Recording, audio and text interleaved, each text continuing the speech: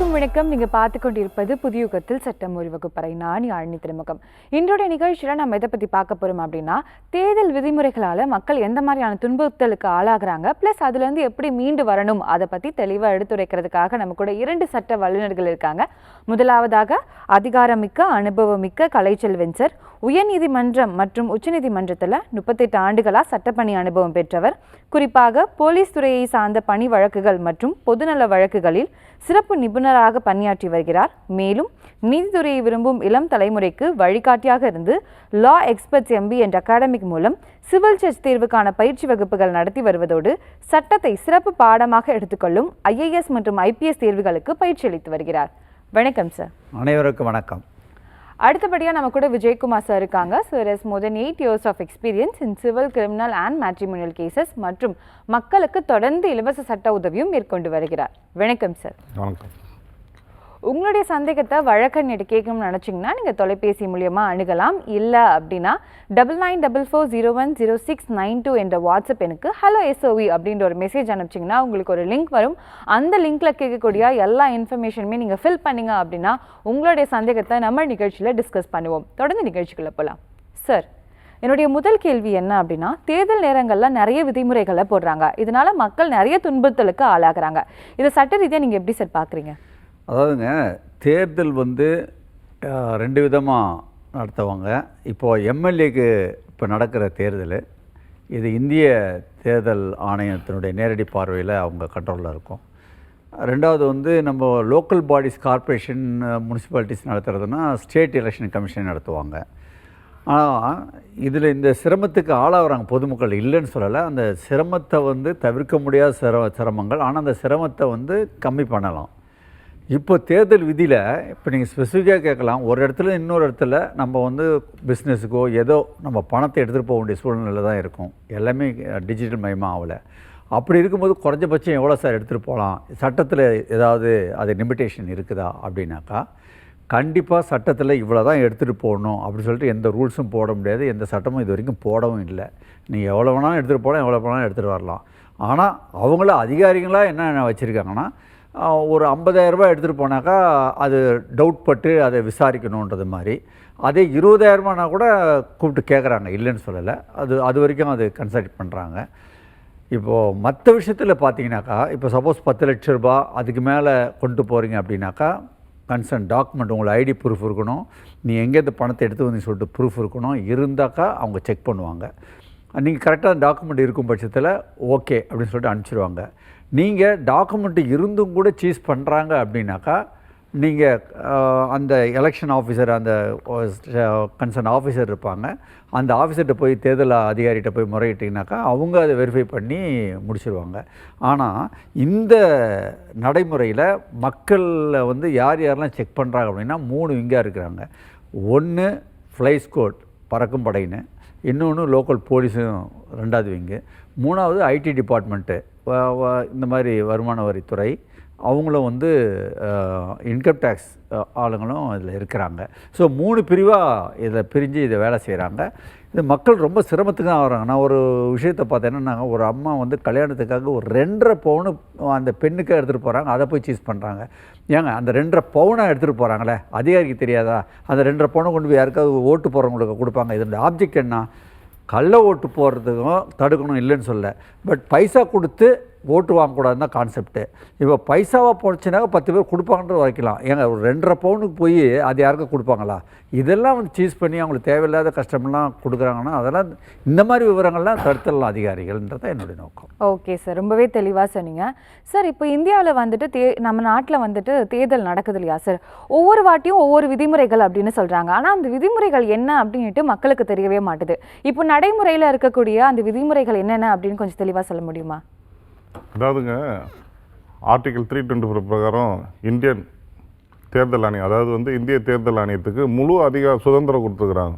என்னென்னா, தேர்தலை நியாயமாக நடத்துறதுக்கும் நேர்மையாக நடத்துறதுக்கும் அவங்களுக்கு முழு சுதந்திரம் வந்துட்டு கான்ஸ்டியூஷனில் எழுதியாச்சு. இப்போ இதில் என்னென்னா, தேர்தல்ன்றது ஃபஸ்ட்டு என்னன்றதை புரிஞ்சுக்கணும். நம்ம ஆளக்கூடிய ஒரு அரசு அமைக்கிறதுக்காக நம்ம ஒரு நியமிக்கிற ஆட்களை தான் நம்ம வந்து தேர்ந்தெடுக்க போகிறோம். இப்போ நம்மளால் தேர்ந்தெடுக்கக்கூடிய ஆட்கள் வந்து சரியான முறையில் ஆட்சி செய்கிறாங்களா இல்லையான்றதை நம்ம முடிவு பண்ணி தேர்ந்தெடுக்கணும். அது வந்து நியாயமாக நடக்கணும். லஞ்சம் மூலியமாவோ மதம் மூலியமாவோ இல்லை மொழி மூலியமாவோ எந்த விதத்துலேயும் வந்து யாருக்குமே அந்த இது வந்து இருக்கக்கூடாது. அதனால் பல விதிகளை வச்சுக்கிறாங்க. ஜாதி மதம் இதை வச்சு பேசக்கூடாது, சமயம் பார்த்து அப்புறம் மொழி சம்மந்தமாக எதுவும் இது பண்ணக்கூடாது, தேவையில்லாத கொடுக்க முடியாத வாக்குறுதிகளை கொடுக்கக்கூடாது, அந்த மாதிரி நிறைய விஷயங்கள் வந்து தேர்தல் ஆணையம் வந்து இது பண்ணிக்கிறோம். அதே மாதிரி வந்து பணம் கொடுக்கறது, அவங்களுக்கு வந்து தேவையான அது இது நிறைய இது வந்து கட்சிக்காரங்க பார்த்தீங்கன்னு வச்சுக்கிங்களேன், அவங்களுக்கு நிறைய இதை வந்து அந்த தேர்தல் டைமில் தான் நிறைய அவங்களெல்லாம் கவனிப்பாங்க. மற்ற டைமில் கவனிக்க மாட்டாங்க. தேர்தல் வந்தால் மட்டும் மக்கள் கண்ணுக்கு அவங்களுக்கு தெரிவாங்க. ஏன்னா ஓட்டு வாங்கணும் இல்லையா?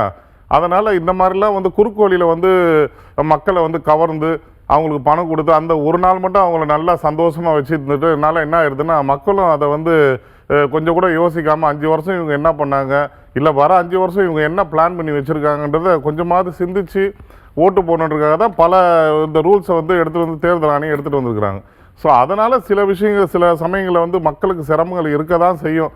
செக் பண்ணும்போது கொடுக்கும்போது இந்த மாதிரி பல விஷயங்கள் இருக்குது, அது மாதிரி சிரமம் இருக்க தான் செய்யும். ஆனாலும் நமக்கான தேர்தல் நம்ம இதுக்கு ஒத்து போனாதான் நம்மளால் வந்து ஒரு ஜனநாயக நாட்டில் ஒரு சரியான அரசியல் கட்சியை நம்ம ஆட்சி அமைச்சு உட்கார வைக்க முடியுன்ற என்னுடைய கருத்து. ஓகே சார், ரொம்பவே தெளிவாக சொன்னீங்க. நம்ம தொடர்ந்து ஒரு வாட்ஸ்அப் கேள்விக்குள்ளே போயிடலாம் சார். முரளி அப்படின்றவங்க சேலத்துலேருந்து கேட்டிருக்காங்க. இப்போ தமிழ்நாடு அரசு வந்துட்டு கடன் வாங்கியிருக்காங்க இல்லையா சார், இதை ஃப்யூச்சரில் கட்ட முடியாது அப்படின்னு சொன்னால் என்ன ஆகும் அப்படின்னு கேட்குறாங்க. அதாவதுங்க, இப்போது தமிழக அரசனுடைய கடன் சுமை வந்து அரசாங்கம் நேரடியாக வாங்கினது 10 லட்ச ரூபான்றாங்க. 10 லட்சம் கோடி. அதே நேரத்தில் அரசாங்கத்தினுடைய நேரடி பார்வையில் உள்ள மற்ற நிறுவனங்கள் வாங்கினது 5 லட்சம் கோடி, டோட்டலாக 15 லட்சம் கோடின்றாங்க. இது எல்லாம் வந்து எதிர்காலத்தில் மக்களுடைய வரி சுமையாக தான் வரும்.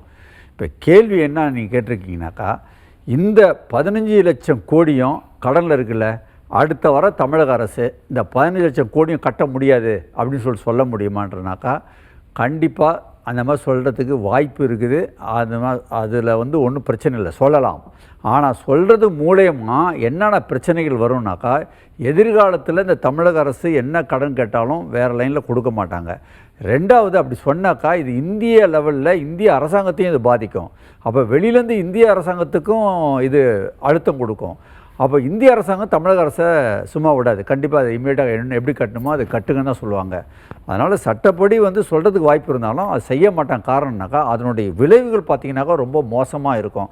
சின்ன உதாரணத்துக்கு பார்த்திங்கன்னா, இப்போ இலங்கையில் நடந்தது. இலங்கை ஆல்மோஸ்ட் பாருங்கள், அந்த மக்கள் எல்லாம் அந்த நாடே வந்து ரொம்ப வறுமையில் போயிடுச்சு. அது யார் இந்தியா கடன் கொடுத்து லாஸ்ட்டாக தூக்கி விட்டுச்சு. அப்புறம் வேர்ல்டு பேங்க் கொடுத்தாங்க. இப்போ அந்த நாடு எதிர்காலத்தில் இந்த மாதிரி கொடுக்க முடியாதுன்னு சொல்லப்போனால், வேற ஒரு நாடு அந்த மாதிரி இருக்கும்போது யாருமே கடன் கொடுக்காத சூழ்நிலை வரும்போது அந்த மக்கள் எல்லாமே பட்னியால் அப்படியே இறந்து போகக்கூடிய சூழ்நிலை வரும். ஸோ அந்த மாதிரி ஒரு திங்கிங்கே வந்து தவறான ஒரு எண்ணம், அது செய்யக்கூடாது. ஓகே சார், ரொம்பவே தெளிவாக சொன்னீங்க. நம்ம கூட ஒரு காலர் இணைஞ்சிருக்காங்க, அவங்க கிட்ட நம்ம பேசிடலாம். வணக்கம். வணக்கம் மேடம். வணக்கம் சார், எங்கேருந்து பேசுறீங்க, உங்கள் பெயர்? நாங்கள் வேலூர் மாவட்டத்தில் பேசுகிறோம் மேடம். என் பேர் பாலாஜி. பாலாஜி, உங்களுடைய சந்தேகத்தை நீங்கள் நேரடியாக வழக்கறிஞர்கிட்ட கேட்கலாம். சார் வணக்கம் சார். வணக்கம், சொல்லுங்கள் சார். சார் பாலாஜின்னு பேசுகிறோம் சார். பாலாஜி சார் சொல்லுங்க, தெரியுது, சொல்லுங்க சார். சார் நம்ம இப்ப இருக்கிற எலெக்ஷன்ல பெரிய கட்சிகள்லாம் வந்து எல்லாமே பிரின்ற மாதிரி ஒருத்தர் இப்ப அதிகமா போட்டு போயினே இருக்கிறாங்க. கண்டிப்பா. ஆமா சார், சொல்லுங்க, கேக்குது. ஜனங்களை சோம்பேறி ஆகிட்டாங்க. ஏன் அந்த தீர்ந்ததை வந்து தவிர்த்துட்டு, அதாவது நம்ம கஷ்டப்பட்டு ஒரு 10 ரூபாய் கஷ்டப்பட்டு தான் அவன் சாப்பிடணும். ஒரு ஃப்ரீயா கொடுக்கணும்னா அந்த 1 கிலோ 10 ரூபாய் கொடுத்தாதான் அவன் கஷ்டப்பட்டு சாப்பிடுவான். அந்த மாதிரி நிலைமை கொண்டு வந்துட்டு மத்த 18 ரூபாய் 17 ரூபாய் வச்சு அந்த சோப்பு நீங்க 45 ரூபாய் 50 ரூபாய் வச்சுது, அதெல்லாம் ரேட்டு குறைக்கலாம் இல்லைங்களா? கண்டிப்பா சார், நீங்க சொல்றது 100% உண்மை. இலவசங்களை கொடுத்து மக்களை வந்துட்டு கவரணும். இலவசம் கொடுக்குறாங்க, மொத்தமே சோம்பேறி ஆயிட்டாங்க சார். கண்டிப்பா கண்டிப்பா, இது உண்மைதான் சார். நீங்க சொல்றது உண்மைதான். ரேஷன்ல அரிசி கொடுத்துறாங்க, மாசமான காசு கொடுத்துறாங்க, பஸ் ஃப்ரீயா விட்டுறாங்க. பொதுமக்களை சோம்பேறி ஆகிட்டு நம்ம என்ன பண்ண போறோம்? உண்மைதான் சார், கண்டிப்பா இது உண்மைதான், 100% உண்மைதான். இன்னொன்னு, இப்போ விவசாயத்துலன்னு போயிட்டோம்னாக்கா விவசாயத்துக்கு ஆளு கிடையாது சார். உண்மைதான் சார், விவசாயத்துக்கு ஆளே சுத்தமா ஆளே கிடையாது. கண்டிப்பா விவசாயம் நாட்டுடைய முதுகெலும்பே வந்து விவசாயம் தான். சரிங்க சார். இதுக்கு ஆள் இல்லாம போச்சு. என்னக்கா என்ன நான் ஏன் போய் வேலை செய்யணும்? எனக்கு பிரியா அச்சு கொடுத்தாங்க, சோறு போட்டாங்க, டிவி உட்காந்து பாத்துக்கு போறோம், கேஸ் கொடுத்துறாங்க, கேஸ் சமைச்சு சாப்பிட்டுக்கு போறோம் அப்படின்ற மாதிரி போயிடுச்சு. இதெல்லாம் வந்து 10 ரூபாய் நாளும், அதாவது என்னுடைய கான்செப்ட்ல வந்து ஒரே ஒரு 3 மட்டும் ஃப்ரீன்னு கொடுக்கணும். சொல்லுங்க சார். அந்த மூணு வந்து விவசாயம், மருத்துவம், கல்வி, இந்த 3க்கு மட்டும் ஃப்ரீயை கொடுத்துட்டு மிச்சத்தை மொத்தமே அவன் கஷ்டப்பட்டாதான் சாப்பிடணுன்ற மாதிரி ஒரு கண்டிஷன் கொண்டு வர மாதிரி அந்த இதுவா வருமா? கண்டிப்பா நீங்க சொல்ற திட்டம் அருமையான திட்டம். இதுதான் எல்லாருடைய மனசுலயும் இருக்கு. ஆனா அதை வந்து மக்கள் என்ன பண்றாங்கன்னா அதை செயல்படுத்த மாட்டாங்க சார். உங்க கையில தான் ஓட்டு உரிமையை கொடுத்துருக்காங்க. நல்லா புரிஞ்சுக்கிங்க. நீங்க போட்டு தான் ஒரு அரசாங்கத்தை தேர்ந்தெடுக்கிறீங்க.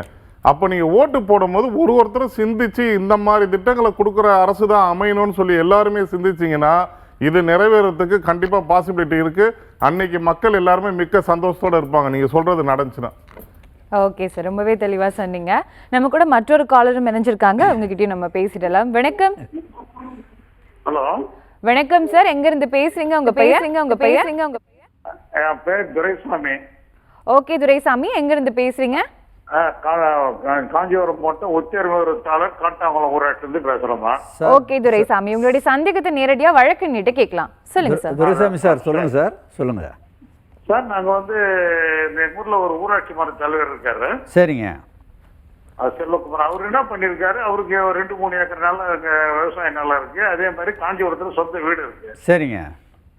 இவர் என்ன பண்றாரு, பொதுமக்கள் பயன்படுத்தக்கூடிய ஒரு இடத்த மனைக்கு ஆக்கிரமிச்சு வீடு கட்டிட்டு இருக்காரு. சரிங்க.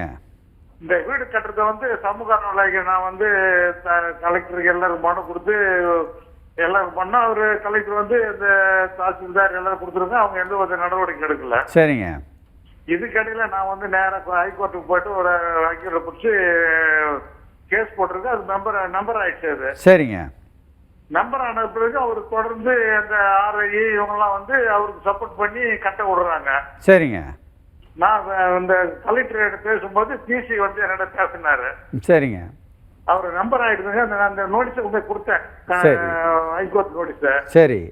அவர் இல்ல கட்டக்கூடாதுங்க, அதாவது தப்பாச்சுங்க, நம்பர் ஆயிட்டவே அந்த இடத்துல எதுவும் பண்ணக்கூடாது, யாரும் பண்ணக்கூடாதுன்னாரு. சரி. ஆனா தொடர்ந்து அந்த ஆர்ஐன்ற ஒரு குமரன்ற ஒருத்தரும் விஏ ஒருத்தர் 2 பேரும் அவருக்கு ஃபுல் சப்போர்ட், அவருக்கு சப்போர்ட்டா அவங்க உட்காந்துட்டு இருக்காங்க. நாங்க என்ன பண்ணலாம் சார்? சார் இதில் நல்லா கேட்டுங்க. சட்ட ரீதியாக சட்டம் என்ன சொல்றது மட்டும் சொல்லிடுறேன். கேஸு நம்பர் பண்ணிட்டாலே அங்கே எந்த வேலையும் நடக்கக்கூடாது அப்படின்றது இல்லை. சரி சார். கோர்ட்டில் அந்த இதை விசாரணைக்கு ஏற்றுக்கிட்டு ஹைகோர்ட் வந்து தடை உத்தரவு பிறப்பித்தால் தான் அங்கே தடை செய்வார்கள். இல்லாட்டினா இல்லை, சட்டத்தில் வந்து அது ப்ரொசீட் பண்ணலாம். ஒன்று. ஆனால் இவர் வீடெல்லாம் கட்டி முடிச்சிட்டாருன்னு கூட வச்சுங்க, நீங்கள் மெயின் கேஸில் வின் பண்ணிட்டீங்கன்னா அவர் கட்டினதெல்லாம் இடிச்சிருவாங்க. அதில் மாற்றமே கிடையாது. அவர் இடிக்கிறதுனால, அவர் கட்டி முடிச்சிட்டதுனால அவர் செய்கிற சட்டத்துக்கு புறம்பான ஆக்டிவிட்டிஸ் எல்லாம் சட்டத்துக்கு உட்பட்டது, நியாயம்னு ஆகிடாது. கட்டட்டும். ஆனால் நீங்கள் வின் பண்ணிட்டீங்க எல்லாத்தையும் இடிச்சிருவாங்க. சரி சார். நன்றி. அடுத்தது ஒரு சொந்த நிலம் இருக்கிறவங்க இதெல்லாம் விவசாயம் பண்ற இது விவசாய நிலம் இருக்குது, வீடு எல்லாம் இருக்குது, அவங்க வந்து கிராமத்தை ஆக்கிரமிப்புறதுக்கு அதிகாரம் இருக்கா சார்? சார் அதாவது நீங்கள் வந்து எப்படின்னா நல்லா தெரிஞ்சுங்க, நத்தம் அப்படின்றது வந்து ஒரு குடியிருப்பு பகுதியாக கவர்மெண்ட் அரசாங்கத்தாலேயே டிக்ளேர் பண்ணப்பட்டது. அதனால தான் வந்து அது வந்து வீடு கட்டலாம், தப்பே இல்லை. நத்தத்தில் வீடு கட்டலாம். நீங்கள் சொல்கிறது மாதிரி ஒரு பணக்காரன், ஒரு கோடீஸ்வரன் நத்தத்தில் வீடு கட்டலாமா அப்படின்னா கட்டக்கூடாதுன்னு எந்த சட்டமும் இல்லை, தாராளமாக கட்டலாம். அது மைண்டில் வச்சுங்க. ரெண்டாவது வந்து இன்னொரு விஷயம் பார்த்தீங்கன்னாக்கா, இந்த டிசி லேண்டுன்னு பார்ப்பாங்க. அந்த டிசி லேண்டில் வந்து பார்த்திங்கன்னா அதில் வந்து ஏழைங்களுக்கு மட்டும்தான் கொடுக்கணும்னு இருக்குது. அதுபோல் நத்தத்தில் கிடையாது. நத்தத்தில் என்ன சொல்கிறாங்கனாக்கா, அங்கே அந்த இடத்துல ஏற்கனவே அனுபவிச்சுட்டு இருந்தவங்களுக்கு பட்டா கூட கொடுக்கலான்றது மாதிரி தான் இருக்குது. பணக்காரனும் அதில் இருக்கலாம், தவறில்லை. ஓகே சார், ரொம்பவே தெளிவாக சொன்னீங்க. நம்ம கூட மற்றொரு காலரும் இணைஞ்சிருக்காங்க, அவங்ககிட்டயும் நம்ம பேசிடலாம். வணக்கம். வணக்கம்மா. வணக்கம். எங்கிருந்து பேசுறீங்க? உங்க பெயர்? மதுரையில இருந்து இளங்கோ பேசுறேன்ப்பா. ஓகே சார், உங்களுடைய சந்தேகத்தை நீங்க நேரடியாக வழக்கறிஞர்கிட்ட கேட்கலாம். சொல்லுங்க சார். சார் வணக்கம். சொல்லுங்க சார். சார் நான் வந்து மதுரையில இருந்து இளங்கோ பேசுறேன். சொல்லுங்க கேக்குது. சொல்லுங்க சார். சார் இந்த மாதிரி இலவசங்களை கொடுத்து எல்லாத்தையும் சோம்பேறி ஆக்குறாங்க.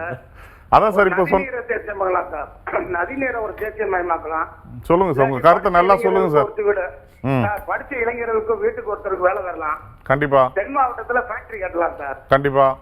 இதை விட்டுட்டு வேஸ்டாவே எல்லாத்துக்கும் இலவசம் இலவசம் கொடுத்து பூராமே சோம்பேறி ஆக்கி படிச்ச இளைஞருக்கு பிற வேலை இல்லாம சுசி ஓட்டிக்கு இருக்கான் சார். டபுள் டிகிரி முடிச்ச என் பையன் இன்னைக்கு சுசி ஓட்டிக்கு இருக்கான் சார். மன வருத்தமா தான் சார் இருக்குது நீங்க சொல்ற விஷயங்கள். மக்கள் வந்துட்டு இந்த மாதிரி எல்லாருமே சிந்திக்க தொடங்கிட்டாங்கன்னு வச்சுங்களேன், இனிமே உங்களை யாரையும் ஏமாற்ற முடியாது. இந்த மாதிரி எல்லாருமே நீங்க மட்டும் சிந்திக்கிறது இல்லை, தமிழ்நாடு ஃபுல்லாவே எல்லாரும் சிந்திக்க தொடங்கிட்டாங்கன்னா கண்டிப்பா அதுக்கு ஒரு விடிவு காலம் வரும், மக்கள் நல்லா முன்னேறதுக்கு வாய்ப்பு வரும் சார். ஓகே சார், கண்டிப்பா அப்படி ஒரு மாற்றம் வரும் அப்படின்னு நம்புவோம் சார். என்னுடைய கேள்வி என்ன அப்படின்னு பார்த்தீங்கன்னா, நம்ம கூட வந்த காலர்ஸ் எல்லாமே இலவசம் இலவசம்னு சொல்லிட்டு இருக்காங்க இல்லையா சார். ஸோ அதை தொடர்ந்தே திருச்சியிலேருந்து கௌதம் அப்படின்றவங்க வந்து ஒரு வாட்ஸ்அப் கேள்வியை கேட்டிருக்காங்க. இந்த தேர்தல் வாக்குறுதி அப்போ நிறைய பேர் வந்துட்டு நிறைய விஷயங்களை சொல்கிறாங்க, ஆனால் ஆட்சிக்கு வந்த பிறகு அந்த விஷயங்கள்லாம் அவங்க நிறைவேற்றலை அப்படின்னா அவங்க மேலே கேஸ் போட முடியுமான்னு கேட்குறாங்க சார். தெளிவாக சொல்கிறேன் பாருங்கள், சத்தியமாக அவங்க மேலே கேஸை போடலாம். இப்போ ஒரு இலவசம் கொடுக்குறாங்கன்ற நம்பி நான் அதை ஓட்டு போடுறேன். ஆனால் ஓட்டு போட்டால் அந்த இலவசத்தை அதில் திட்டங்களை நிறைவேற்றலை அப்படின்னாக்கா என்னை ஏமாற்றி தான் ஓட்டு வாங்கிட்டாங்க, என்னை மோசடி செஞ்சு தான் ஓட்டு வாங்கிட்டான்னு சொல்லிட்டு கண்டிப்பாக கேஸ் போடலாம். இது வரைக்கும் யாருமே அந்த மாதிரி கேஸை போடலை. போட்டிங்கன்னா என்னுடைய வியூ, தனிப்பட்ட வியூ சொல்கிறேன், என்னுடைய எக்ஸ்பீரியன்ஸில் கண்டிப்பாக சீட்டிங் கேஸ் அவங்க மேலே நிற்கும், போடலாம். ஓகே சார், ரொம்பவே தெளிவாக சொன்னீங்க சார். அடுத்த கேள்வி என்ன அப்படின்னு பார்த்தீங்கன்னா, தேர்தல் விதிமுறைகள் வந்து மக்களுக்கு வந்து உதவுகிறதா இல்லை அவங்கள வந்து பாதிக்குதா சார்? தேர்தல் விதிமுறைகள், அதாவது இதை வந்து நம்ம பாதிக்கின்ற வார்த்தைக்கே நம்ம எடுத்துகிட்டு போகக்கூடாது. தேர்தல் விதிமுறைன்னு எதுக்கு வைக்கிறாங்க? அதை எல்லாரும் ஃபாலோ பண்ணுன்றதுக்காக தான் வைக்கிறாங்க. எதுக்காக வைக்கிறாங்க? எல்லாரும் நேர்மையான முறையிலையும் நியாயமான முறையிலையும் தேர்தல் நடக்கணும் தான் தேர்தல் கமிஷன் வந்து இந்த ரூல்ஸை போடுது. 50,000 வரைக்கும் எடுத்துகிட்டு போங்க, பணமாக வந்து நிறையா எடுத்துகிட்டு போகாதீங்க, அந்த மாதிரிலாம் எல்லாம் சொல்கிறாங்க. இன்னும் 1 மாதம் தானே, அந்த 1 மாதம் நம்ம கோஆப்ரேஷன் பண்ணால் வந்துட்டு இந்த கருப்பு பணம்லாம் வெளியில் வராத அளவுக்கு பண்ண முடியும் இல்லையா? ஸோ அதுக்காக தான் அதை வந்து நம்ம சிரமமாக எடுத்துக்கக்கூடாது. மக்கள் வந்து கொஞ்சம் நீங்கள் சொல்கிற வந்து வியாபாரிகள் இவங்கெல்லாம் பாதிக்கப்படுறாங்க தான், எடுத்துகிட்டு போகும்போது சும்மாவே பிடிச்சி நிற்க வைக்கிறாங்க தான், அதில் உண்மை தான், அவங்க பாதிக்கிறாங்க. ஆனாலும் இந்த பாதிப்புகளை தாங்கக்கூடிய சக்தி நமக்கு இருக்கணும். நம்ம தேர்தல் கமிஷன் என்ன சொல்லுதோ அந்த மாதிரி வழிமுறையை இந்த 1 மாதத்துக்காக நம்ம ஃபாலோ பண்ணோன்னா ரொம்ப நல்லது. அப்போ தான் வந்து இந்த பிளாக் மணி எடுத்துகிட்டு வரவங்களெல்லாம் பிடிச்சி நிறுத்தி மக்கள்கிட்ட போய் அந்த பணம் சேராத அளவுக்கு தடுத்து நிறுத்த முடியும். அதுக்காக தான் இந்த ரூல்ஸ் ரெகுலேஷன் எல்லாத்தையும் ஃபாலோ பண்ணுறது. ஓகே சார், ரொம்பவே தெளிவாக சொன்னீங்க சார். அடுத்த கேள்வி என்ன அப்படின்னு பார்த்தீங்கன்னா, இப்போ ஆண்கள் பெண்கள் 2 பேருக்குமே வந்துட்டு பேருந்து இலவசம் அப்படின்னு சொல்லியிருக்காங்களா சார், இது சட்ட ரீதியாக நீங்கள் எப்படி சார் பார்க்குறீங்க? அதாவதுங்க, வரும் பெண்களுக்கு மட்டும்தான் இலவசம் இருக்கும்போது இப்போ ஆண்களுக்கும் இலவசம் கொடுக்கலான்றது மாதிரி திங்க் பண்ணுங்களேன், ஒரு இமேஜினேஷன் தான். அப்போ ஆண்களும் ஏறலாம் பெண்களும் எல்லாமே இலவசனாக்கா அங்கே ஒரு கண்டக்டருக்கு வேலை இல்லாமல் போயிடுது அப்படின்னு நம்ம நினைக்கிறோம். ஆனால் அதில் ஒரு நல்ல எண்ணமும் இருக்குது. என்ன நல்ல விஷயம் இருக்குது? கண்டக்டர் வந்து அங்கே அந்த மாதிரி சுச்சுவேஷனில் பஸ்ஸு நிற்கிறதுக்கு ஒரு விசில் அடிக்கணும், போகிறதுக்கு ஒரு விசில் அடிக்கணும், ஏறுறாங்களா இறங்குறாங்களான்னு பார்க்கணும், இவ்வளோ தான். உட்காந்துக்கிட்டே அந்த இடத்த பார்க்கலாம். இந்த மாதிரி கண்டக்டர் வேலையை ஒரு மாற்றுத்திறனாளிக்கு கொடுக்கக்கூடிய வாய்ப்பு அங்கே ஏற்படுது. இது ஒன்று. ரெண்டாவது, இந்த மாதிரி இலவசங்கள்னு சொல்லிகிட்டே இருக்கும்போது எல்லாருமே நிதர்சனமான உண்மை, கண்டிப்பாக எதிர்காலத்தில் அது வரியாக தான் மக்களுக்கு வரும் அப்படின்றது தான் கான்செப்டு. இந்த எலெக்ஷனில் இலவச திட்டமே இல்லைங்க. வரி சுமை ஆமாம், மக்களுக்கு நல்ல திட்டங்களை கொடுப்போம், ஆனால் இலவசம் கொடுக்க மாட்டேன் அப்படின்ற இந்த ஒரு கான்செப்டில் உள்ள ஒரு தலைவர் வந்தார்னாக்கா தமிழ்நாடு கண்டிப்பாக உருப்படுன்னு நான் நினைக்கிறேன். Okay sir. சார், அடுத்த கேள்வி என்ன அப்படின்னு பார்த்தீங்கன்னா, தேர்தல் நேரத்தில் வந்துட்டு பணம் அவங்கக்கிட்ட வந்து பறிபொழுக்கப்பட்டுச்சு அப்படின்னா அதை நம்ம என்ன பண்ணணும், அதுக்கான ஸ்டெப்ஸ் என்ன அப்படின்றத கொஞ்சம் கிளியராக சொல்லுங்கள் சார். அதாவது இப்போ வந்து ஒரு 50,000 தான் எடுத்துகிட்டு போகணுன்னு சொல்கிறாங்க பணம் வந்துட்டு. ஸோ அப்போ 50,000 மேலே நீங்கள் எடுத்துகிட்டு போனீங்கன்னா அதுக்கான ப்ரூஃப் நீங்கள் எடுத்துகிட்டு போகணும். இந்த பணம் உங்களுக்கு எப்படி வந்துச்சு? பிஸ்னஸ் மூலியமாக வந்துச்சா, இல்லை பேங்க்கில் வித்ட்ரால் பண்ணிங்களா, இல்லை ஏடிஎம்மில் வித்ட்ரால் பண்ணிங்களா, இல்லை எங்கேயா கடன் வாங்கினீங்களா?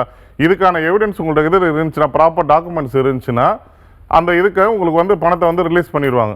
ஒருவேளை நீங்கள் வந்து 50,000 மேலே எடுக்கிறீங்க அப்படின்னு சொல்லிட்டு இது பண்ணிட்டு போனால் ஃபஸ்ட்டு ஸ்டீச் பண்ணி தான் எடுத்துகிட்டு போவாங்க. அப்போ அவங்கள்ட்ட ஒரு மெமோ, சீசர் ஸ்லிப்பு மெமோன்னு சொல்லிட்டு ஒன்று இருக்கும், அதை வாங்கணும்.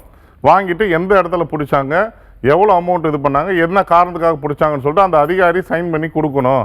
அந்த ஸ்லிப்பை வாங்கினீங்கன்னா தான் உங்கள் பணத்தை நீங்கள் திரும்பி வந்து ரிட்டர்ன் வாங்க முடியும். ஸோ அதை ரிலீஸ் பண்ணணுன்னா நீங்கள் என்ன பண்ணணும்னா, அடுத்து வந்து டிஸ்ட்ரிக்ட் எலெக்ஷன் ஆஃபீஸரு இல்லைனா ரிட்டர்னிங் ஆஃபீஸர் இவங்கள்ட்ட போயிட்டு மனுவாக கொடுத்து இந்த மாதிரி உங்களுடைய டாக்குமெண்ட்ஸ் எல்லாம் கரெக்டாக கொடுத்தீங்கன்னா கண்டிப்பாக 24 மணி நேரத்துலேருந்து 72 மணி நேரத்துக்குள்ளேயே அது ரிலீஸ் ஆகிடும். ஒருவேளை இது வந்து இல்லீகல் பணமான்னு சொல்லிட்டு அது கன்ஃபார்ம் ஆயிடுச்சுன்னா கண்டிப்பாக ஐடி டிபார்ட்மெண்ட்டுக்கு இன்ஃபார்ம் பண்ணிடுவாங்க, போலீஸுக்கு இன்ஃபார்ம் பண்ணிடுவோம், கண்டிப்பாக உங்கள் மேலே எஃப்ஐஆர் வரதுக்கு வாய்ப்புகள் இருக்கும். அதனால் வந்து நீங்கள் பணம் எடுத்துகிட்டு போகும்போது உண்மையாக வியாபார விஷயமா எடுத்துகிட்டு போனீங்கன்னா அதுக்கான சோர்ஸ் எல்லா டாக்குமெண்ட்ஸும் கையில் வச்சுங்க எடுத்துகிட்டு போங்க. இல்லைனா தயவுசெய்து ஒரு மாதத்துக்கு எந்த பணத்தையும் எடுத்துகிட்டு போகாதீங்க. ஆன்லைன்லேயே இப்போ எல்லாமே ஆப் வந்துருச்சு, எல்லா இதுக்கும் ஆப் மூலியமாகவே நீங்கள் வந்து பேமெண்ட் பண்ணுற மாதிரி பண்ணிங்க. ஓகே சார், நம்ம கூட ஒரு காலர் இணைஞ்சிருக்காங்க, அவங்ககிட்ட நம்ம பேசிடலாம். வணக்கம் மேடம். வணக்கம் சார், எங்கிருந்து பேசுறீங்க, உங்க பெயர்? செல்வராஜ், தூத்துக்குடி. ஓகே சார், உங்களுடைய சந்தேகத்தை நீங்க நேரடியாக வழக்கறிஞர்கிட்ட கேட்கலாம். சார் சொல்லுங்க சார், தூத்துக்குடியிலேருந்து பேசுறீங்களா? ஆமா சார் சொல்லுங்க ஐயா. ஐயா, இப்போ இந்த சிலிண்டருக்கு 100 ரூபா குறைப்பன்னு சொன்னாங்க, என்னாச்சு? கொடுக்கல இது வரையும். சிலிண்டருக்கு 100 ரூபா குறைப்பன்னு சொன்னாங்கல்ல? ஆமாம் ஆமா, கொடுக்கல சிலிண்டருக்கு. இப்போ என்ன விஷயம்னா, உங்களுக்கு தெரியும், இப்போ எரிபொருள் தட்டுப்பாடுகள் வந்து உலக லெவலில் நிலவர இந்த சூழ்நிலையில் அதை பற்றி இப்போது அரசாங்கம் எதுவுமே நினைக்கக்கூடிய சூழ்நிலையில் இல்லை. ஒரு நிதர்சனமான உண்மை என்னன்னாக்கா, அதாவது அசாதாரண சூழ்நிலை நிலவுவதால் அந்த ஒரு வாய்ப்பு வந்து எனக்கு தெரிஞ்சு இப்போதைக்கு இல்லை, தற்காலிகத்துக்கு செய்ய மாட்டாங்க, வாய்ப்பே இல்லை. ஓகே சார், ரொம்பவே தெளிவாக சொன்னீங்க. இப்போ நிறைய பேருக்கு அந்த கன்ஃபியூஷன் இருக்குது, அதை கிளாரிஃபை பண்ணதுக்கு ரொம்பவே நன்றி சார். சார், நெக்ஸ்ட் கொஸ்டின் என்ன அப்படின்னா, இந்த தேர்தல் காலத்தில் வந்து எம்சிசி அப்படின்னு சொல்கிறாங்களே sir, model of code conduct அப்படின்னா என்ன சார்? அது ஒன்றும் இல்லை, அது ஒரு சின்ன ரூல் தான். இந்த மாதிரி வந்துட்டு அதாவது அரசு அதிகாரிகள் வந்து இடமாற்றம் செய்யக்கூடாது. அதே நேரத்தில் வந்து இந்த அரசியல் தலைவர்களுடைய ஃபோட்டோஸு, இந்த சிலை இதெல்லாம் இருக்கு இல்லையா, அதெல்லாம் வந்து க்ளோஸ் பண்ணி வைக்கணும். அப்புறம் வந்து இந்த திட்டங்கள், புதுசாக திட்டங்கள் எதுவும் அரசு அறிவிக்கக்கூடாது. இலவசங்கள் கொடுக்குறத அதை வந்து மக்கள்கிட்ட வந்து எடுத்துகிட்டு போய் சொல்லக்கூடாது. அதாவது செய்ய முடியக்கூடிய விஷயங்களை தான் சொல்லணும்னு சொல்லிட்டு இது மாதிரி சில விதிகளை தான், அதை தான் வந்துட்டு இந்த கோடு இது சொல்லுது. ஓகே சார், ரொம்பவே நன்றி சார். சார், அடுத்தபடியாக என்னன்னா, இப்போ ரீசெண்டாக தான் பார் கவுன்சில் எலெக்ஷன் முடிஞ்சது. இப்போ நெக்ஸ்ட் ஒரு பார் கவுன்சில் எலெக்ஷன் வந்துட்டு அவங்க ஃபார்ம் பண்ணுறாங்க அப்படின்னா எதுக்கு முக்கியத்துவம் கொடுக்கணும்னு நினைக்கிறீங்க சார்? அதாவதுங்க, பார் கவுன்சில் அப்படின்றது ஒரு ஸ்டாட்யூட்டரி பாடி, ஒரு சட்டத்தினுடைய பார்வையில் அது ஸ்டாட்யூட்டரி பாடி, ரொம்ப பவர்ஃபுல்லானது. அது அது நினச்சாக்கா அது அவங்க கையில் தான் வந்து லீகல் இன்ஸ்டியூஷன் இருக்குது, அது லா காலேஜும் இருக்குது, சிலபஸ் எப்படி பண்ணணுன்றதும் இருக்குது. அதே நேரத்தில் வந்து ஜட்ஜஸ், ஜுடிஷியரிக்கும் அட்வொகேட்டுக்கும் ஒரு பாலமாக இருக்கக்கூடிய ஒரு முக்கியமான ஒரு அமைப்பு. என்னுடைய வியூ என்னென்னா, வருகின்ற தலைமை உண்மையிலே சொல்கிறாங்க, என்னுடைய எக்ஸ்பீரியன்ஸில் நம்ம தமிழ்நாட்டில் அதாவது லீகல் ஒரு நல்ல தரமான ஒரு சட்ட உதவின்றது மிஞ்சி போனால் ஒரு 10% தான் கிடைக்குது. 90% பேருக்கு வந்து தரமான சட்ட உதவிகள் இல்லை. அந்த சட்ட உதவிகளை அவங்க டோருக்கு, ஒவ்வொரு ஏழைகளுக்கும் அவங்க டோர் ஸ்டெப், வீட்டு வாசப்படிக்கு கொண்டு செல்லக்கூடிய ஒரு திட்டத்தை இந்த வரக்கூடிய தலைமை ஏற்படுத்தணும். அப்படி ஏற்படுத்தினா அந்த ஏழைகளுக்கும் பலனாக இருக்கும், அதே நேரத்தில் நிறைய ஜூனியர்ஸுங்களுக்கும் இது பெனிஃபிட்டாக இருக்கும். அதனால் தலைமை வந்து இதை நோக்கி பயணம் செஞ்சால் நல்லா இருக்குன்றது என்னுடைய கருத்து. ஓகே சார், ரொம்பவே தெளிவாக சொன்னீங்க சார். இந்த தேர்தல் வரக்கூடிய காலத்தில் வந்துட்டு மக்களை கூட்டம் சேர்த்துக்கிட்டு வந்துட்டு உணவு கொடுக்கறது, இல்லை வந்துட்டு அவங்களுக்கு மது கொடுத்துட்டு அவங்கள பாதிப்புக்குள்ளே ஏற்படுத்துகிறாங்களே சார், இது சட்டப்படி குற்றமா? இதை எப்படி தடுக்கலாம் அப்படின்றத கொஞ்சம் தெளிவாக சொல்லுங்கள் சார். 100% குற்றம் தான் அது. இந்த மந்தை கூட்டன்ற மாதிரி என்ன பண்ணுவாங்கன்னா, எல்லாத்தையும் மொத்தமாக ஒரு இடத்துக்கு வர வச்சுருவாங்க. வர வச்சு அவங்களுக்கு சினிமா போட்டு, மதியானம் சாப்பாடு, காலைல சாப்பாடு, நைட்டு சாப்பாடு, அவங்களுக்கு என்னென்ன தேவையான ட்ரிங்க்ஸு எல்லாம் இந்த மாதிரி கலாச்சாரம் இப்போ உருவாகி போச்சு. அது மிகப்பெரிய தவறு, அது பயங்கரமான அஃபென்ஸ். அது இதை வந்து மக்களை வந்து ஒரு இடத்துல இல்லீகலாக வந்து கூட்டுறதும் தப்பு தான், அவங்களுக்கு பணம் கொடுக்குறதும் தப்பு தான், அவங்களுக்கு தேவையான தேர்தல் டைமில் தேவையானது செய்கிறதும் தப்பு தான். இது வந்து அவங்கள வந்து விலைக்கு வாங்குற மாதிரி. மக்கள் வந்து இதுக்கெல்லாம் மதி மயங்கக்கூடாது. கொடுக்குறாங்களா வாங்கிக்கோங்க, ஆனால் வந்து மதி மயங்கிறாதீங்க. மதி வாங்கி இவன்ட்ட வாங்கிட்டோமே, சாப்பிட்டோமே, நம்ம இது பண்ணிட்டோமேன்றதுக்காகலாம் யோசிக்காதீங்க. இப்போ நம்ம கிளைண்ட் ஒருத்தர் இப்போ சொன்னார் பார்த்தீங்களா, ஒரு நேயர் ஒருத்தர், சார் எப்போ சார் நமக்கு வந்து இந்த திட்டங்கள்லாம் எடுத்துகிட்டு வருவாங்க, கல்வி, விவசாயம், மருத்துவம் இதெல்லாம் இலவசமாக கொடுப்பாங்க, இந்த மாதிரி திட்டங்களை யார் எடுத்துகிட்டு வரோம், நாடை யார் முன்னேற்ற பாதைக்கு எடுத்துகிட்டு போகிறதுக்கு என்னென்ன திட்டங்கள் வழிவகுக்கிறாங்க, அவங்கள பார்த்து நீங்கள் ஓட்டு போடுங்க. கண்டிப்பாக தமிழ்நாட்டில் ஒரு மாற்றம் வரும். நம்ம சும்மா அதே நம்ம போட்டுட்டு இலவசம் கொடுக்குறோம் வாங்கிட்டு உங்கள் மேலே தான் கடன் வரப்போகுது. வேறு யார் அவங்களா கொடுக்க போகிறாங்க? அவங்க கட்சியிலேருந்தோ இல்லை அவங்க சொந்த பாக்கெட்லேருந்தோ யாரும் கொடுக்க போகிறதில்ல. உங்கள்கிட்ட பண்ணுற வரி பணத்தை வாங்கி தான் உங்களுக்கு திரும்பி கொடுக்க போகிறாங்க. அப்போது எல்லாமே உங்களுக்கு டபுளாக ரேட்டு ஏறும்.